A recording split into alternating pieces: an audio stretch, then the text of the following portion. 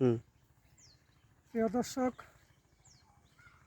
এই মুহূর্তে আমি যেখানটায় দাঁড়িয়ে আছি আপনারা অবশ্যই বুঝতে পারছেন। আমার পিছনে যে জাংলাটা দেখতে পাচ্ছেন, এটা হলো লাউ ক্ষেতের জাংলা, লাউ চাষ। তাই আমি যে ভিডিও আপলোড করি এবং পেজ হিসেবে চালাই, এটা আমার অনেকেই জানে। তা সেই সুবাদে আমার গ্রামের এক ভাতিজা, আমার পড়শি, তাদেরই এই বিশাল বড় এরিয়া নিয়ে দেখেন, এই যে অনেক বড়, অনেক দূর এই ক্ষেত। এখন জাংলায় গাছের ভরপুর, অনেক সুন্দর গাছ, কিন্তু ফলন নেই। এখন ফলন নেই কি কারণে? এই জাংলায় কিংবা এই গাছে কি ওষুধ দিলে ফলন ভালো হবে, কিংবা কি দেওয়া যায় পোকামাকড় থেকে বাঁচা যায়, কিংবা দ্রুতভাবে ফলনটা, এত বড় জাংলা ফল নাই বললেই চলে,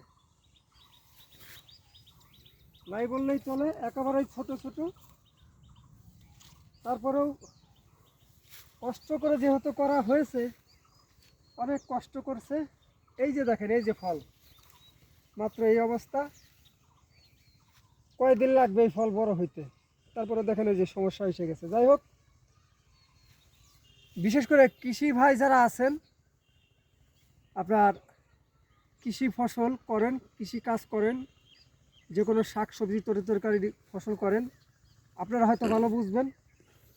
যদি আপনাদের জানা থাকে যে লাউ ক্ষেত, মিষ্টি কুমড়া ক্ষেত, মানে এই অবস্থা এখন এই ক্ষেতে, এই লাউ ক্ষেতে কি দিলে ভালো ফসল হয়, ভালো ফল পাওয়া যাবে, সেখান থেকে আপনারা দয়া করে একটু আমাকে একটু সাজেশন দিবেন।